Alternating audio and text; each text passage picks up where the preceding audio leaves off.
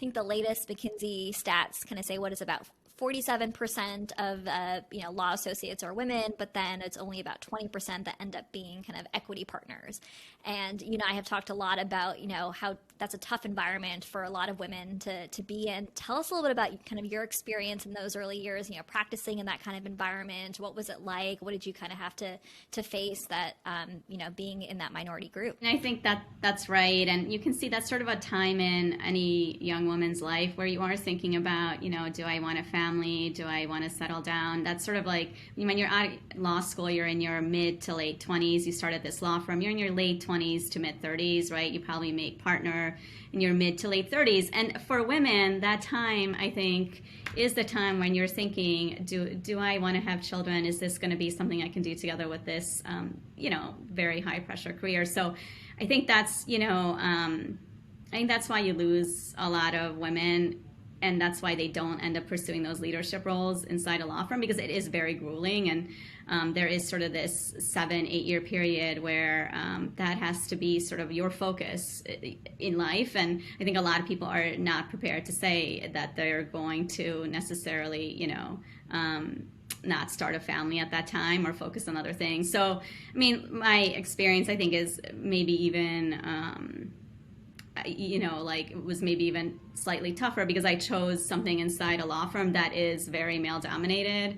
Mergers and acquisitions and public mergers and acquisitions is sort of this very, for whatever reason, male dominated area. And so, at the time I came in, there were no female partners, and the partners were supportive for sure, but there are just some connections you can't make with, male partners that you can with female partners. And there's just some things that you're never going to be able to learn from them. And I think one of those things is what's my negotiation style? So if I look at, men, I think they do negotiate differently than women. And I don't know that I ever found a male partner that I could look to and think, okay, I really like the way he negotiates. It fits with my personality. I'm going to learn how to do this.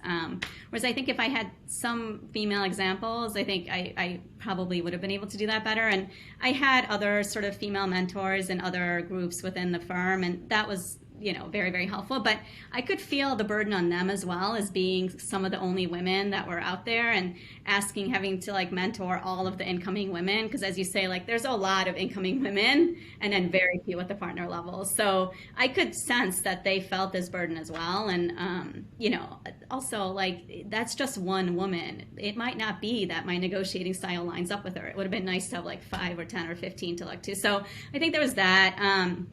I became pregnant, I think my 5th or 6th year. I didn't feel like I could tell really anybody, because again, you have to sit across a male partner and tell them about it's something that I think is fairly personal.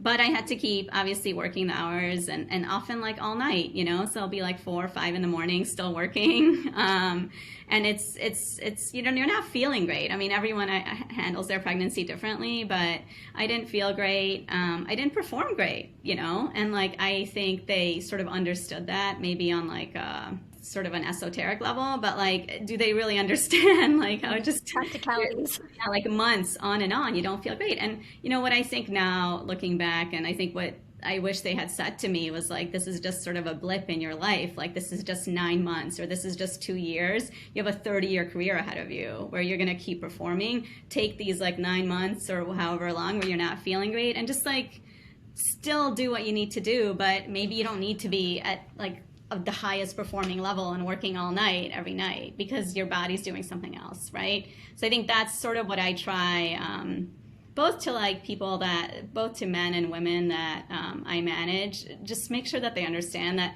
when they have a baby, when they're getting married, it's just one blip in their life that is very important and they should focus on in a very long career. So if you're having a baby and you want to be home and, your wife gave birth in May, be home for 3-4 months, whatever you need to be, because you really only have a baby once, twice, maybe in my case 3 times in your life, but you're looking down a 20-25 year career, that one piece of your life shouldn't bring you completely off track, and it shouldn't sort of reinvent the way you think about yourself as like, maybe not the highest performer. And I think that's what happens to women is like, well, maybe I'm not, maybe I can't do this because I can't do it right now.